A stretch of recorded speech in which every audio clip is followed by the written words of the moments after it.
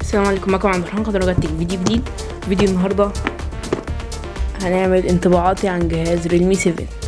انا كده مستخدم ريلمي بقالي كتير، يعني انا كنت بستخدم ريلمي 2 برو، بعدين انتقلت لريلمي 6. عملت انبوكسنج للجهاز ده على انستجرام وعلى فيسبوك، فلو ما شفتوش شوف. هو ده الجهاز، انا جايبه من محل بلاي ستور. فدلوقتي هنشوف انطباعاتي على الجهاز ده. جربته كام يوم كده ونشوف ايه يعني يعني الجهاز ده كويس، مع ان الناس ما عجبهاش السعر وكده. فدلوقتي نشوف. اول حاجه كده هنتكلم على الشاشه.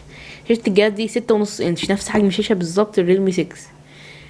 6.5 انش، شاشه حجمها كويس جدا، وشاشه كبيره برضو بهول بانش بقى وحواف صغيره و90 هرتز. فتقريبا الريلمي الوحيده دلوقتي في السعر ده اللي عندها 90 هرتز، فحلو جدا. بس في مشكله ممكن تواجهك معاك. ال90 هرتز انا ما كنتش بحس بيها خالص في التطبيقات، يعني في الفيسبوك، في اليوتيوب، وانا بقلب كده ما حسيتش خالص ان في حاجه اسمها 90 هرتز. يعني مع اني متاكد ان انا مفعل 90 هرتز بسيط، بس طلع في حاجه في الاعداد اسمها، بتنزل تحت خالص، حاجه اسمها ريلمي لاب. بتدخل بقى حاجه اسمها سموث سكرولينج.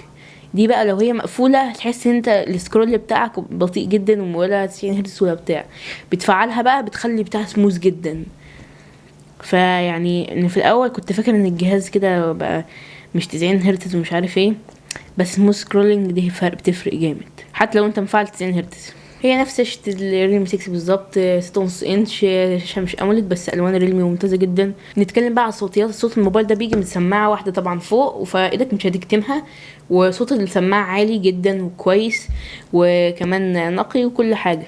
لا، في تجربة السماعة الصوت في ريلمي حلو، تقريبا نفس صوت الريلمي 6 او انقى حاجة شوية صغيرين. بطارية بقى الحاجة اللي عجبتني في الموبايل ده، بطارية 4500 ملي امبير، بطارية حجمها ممتاز كل حاجة. ايه ده، معلش المايك هيقع. كفيك يوم كامل كمان او اكتر حاجة بسيطة. انت بتستخدم بقى استخدام تقيل بقى ومش عارف ايه، لو طول النهار ماسك الموبايل. فانا يعني ما بستخدموش استخدام تقيل، فقعد معايا حوالي يومين لحد دلوقتي. فانت لو استخدامك شاق يعني هيكفي معاك اليوم كويس. وبقى لو فصل، يعني لو فصل عندك شاحن 65 واط، اول شاحن 65 واط في مصر تقريبا، يعني زي ما بيقولوا. شاحن حجم ممتاز، شاحن كبير جدا، بيشحن لك في حاجه و30 دقيقه. شاحن سريع جدا جدا، لو انت مستعجل ونازل 10 دقايق يروح خلاص 30 40 50%. دي اقوى ميزه في الجهاز ده لحد دلوقتي عجبتني. طبعا تايب سي، طبعا يعني اكيد لو كده هيبقى تايب سي. اسم الشاحن سوبر دارت. انا عايزه اوريكم بس شكل الشاحن كده، بصوا. والشاحن شكله حلو كده، تحس صارفين عليه. والعلبه برضو بيقول لك ويلكم تو ريلمي فاميلي. هو ده الشاحن شكله جميل، بس هو كبير طبعا عشان 65 واط. فريلمي مظبطينك الحقيقه كله في العلبه بقى، مش زي نسينا نتكلم على التصميم الجامد جدا ده. بصوا اللون جامد جدا، لون ابيض كده على سماوي. لا حلو قوي. تصميم الموبايل ده تقريبا نفس تصميم الريلمي 6، بس شكل الكاميرا كبير شويه، وانت تدرجات يعني الريفليكشنز بتاع الاضاءه بيخلي لك تشوف كده حرف في. اوريهولكوا بالبيرول اهو. فنخلي شكل التصميم مصروف عليه. بلاستيك طبعا، ريلمي عمرها ما هتستغنى عن البلاستيك. الكاميرا بروز صغير يعني حقيقة. وكمان عندك طبعا البصمة اللي في الجنب دي سريعة جدا، نفس سرعة تقريبا الريلمي 6. بس الموبايل ده يعني اتقل شوية يعني ملحوظين جدا عن الريلمي 6، فانت هتحس بتقل. هو طبعا انت لو مجربتش الريلمي 6 مش هتحس بحاجة. اداء بقى الجهاز ده بيجيلك بجي 95. هو تطور يعني مش كبير جدا يعني عن الريلمي 6، ولكن هو يعني فرق تقريبا من 10 ل15% على حسب تجربتي انا. يعني مش حاسس ان في يعني الفرق بقى الكبير وبتاع. في بابجي مش عارف ليه يعني بيقولك اخرك هاي، في الريلمي 6 بيقولك اخرك الترا، فمش عارف ازاي يعني مين المعالج اقوى. بس اكيد دي يعني ممكن يجيله يعني تحديث ولا حاجه ويظبط الموضوع ده. بس الاداء ممتاز ومستقر وحلو جدا في بابجي بالنسبه لي، يعني هو تقريبا نفس اداء الريلمي 6 مع معالج الرسومات المالي جي 76. فلا اداء حلو جدا في السعر بتاعه.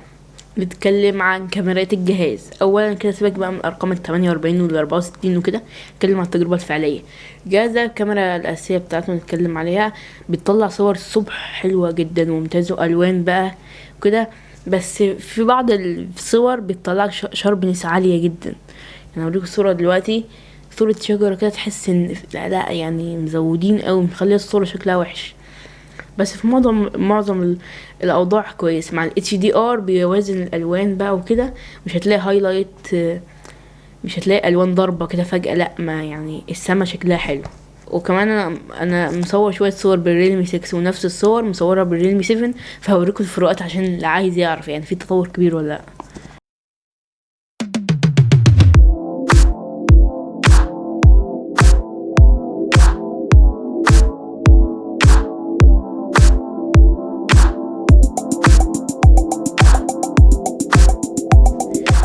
هو في تطور بس ساعات يعني ريلمي 6 يكسب، ريلمي 7 يكسب، يعني مش تطور كبير جدا بس لا كاميرات حلوة قوي في السعر بتاعه.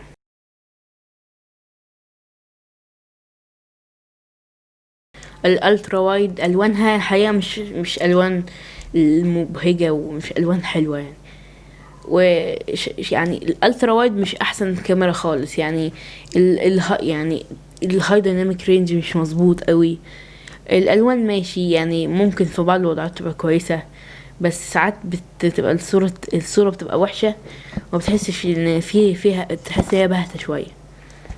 فالالترا وايد الحقيقه في الفئه المتوسطه لحد دلوقتي ما شفتش كاميرا الترا وايد ممتازه قوي. فهي برضو على السعر بتاعها هي ساعات هي كويسه الصبح، يعني ممكن تبقى يعني هي حلوه الصبح شويه، بس بالليل طبعا بتضيع خالص وبتبوظ.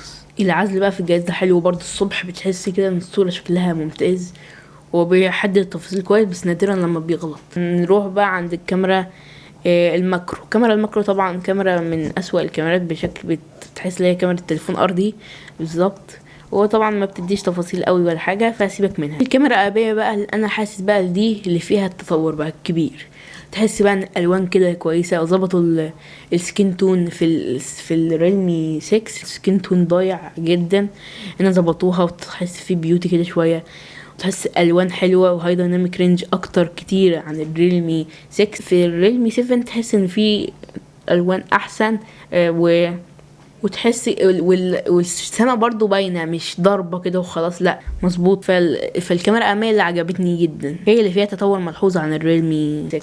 فجهاز الحقيقه عجبني جدا ويستاهل الحقيقه السعر بتاعه، والتصميم حلو وكاميرات كويسة. بطارية ممتازة جدا 65 واط مش موجودة اساسا في ريلمي صراحة مظبطاك. وسعر الجهاز مش شايفه غالي يعني. الريلمي 6 كان نازل نفس النسخة 8 رام كانت نازلة ب 4700 جنيه، ده نازل برضه ب 4700 و 4800. فهم بس شالوك الفئة بتاعت شالوك بس الاربعة، النسخة بتاعت الاربعة رام. بس لو كان في 4 رام برضه كان هيجيبوا ناس اكتر، يعني الناس اللي كان معاها 4000 كانت هتشتري اكتر. فحقيقة جهاز ممتاز جدا، الواجهة بتاعته ممتازة سلس، اهم حاجة فعل سموث سكرولينج. يعني تشتري ايوه تشتريه او جدا او ما تشتريهوش وتستنى البوكو اكس 3 قريبا البوكو اكس 3 هحاول اجيبه لكم برضو واظبط لكم كده مراجعه اسطوريه. بس لحد دلوقتي جهاز يعتمد عليه في كل حاجه. فبس كده، ده كان فيديو بسيط. انا عارف ان انا متاخر شويه بس عرفت اجيب لكم الموبايل، بس معلش يعني. او اقول لكم حاجه اخيره يعني، لو مش ريلمي ارمي. انا بطبل انا كده بقى. بس كده لايك سبسكرايب عشان اعمل فيديوهات اكتر. ومعلش ما عرفتش انتظم في موضوع التلات اللي هو تلات وجمعة ده عشان ما بلاقيش برضو الحاجات. يعني انا على ما لقيت لكم الريلمي 6 قعدت ادور شويه، فعشان اجيب لكم يعني بصوا هو هيبقوا فيديوين في الاسبوع بس ما تقوليش بقى يوم امتى، فمعلش اشوفكم في فيديو جديد. سلام.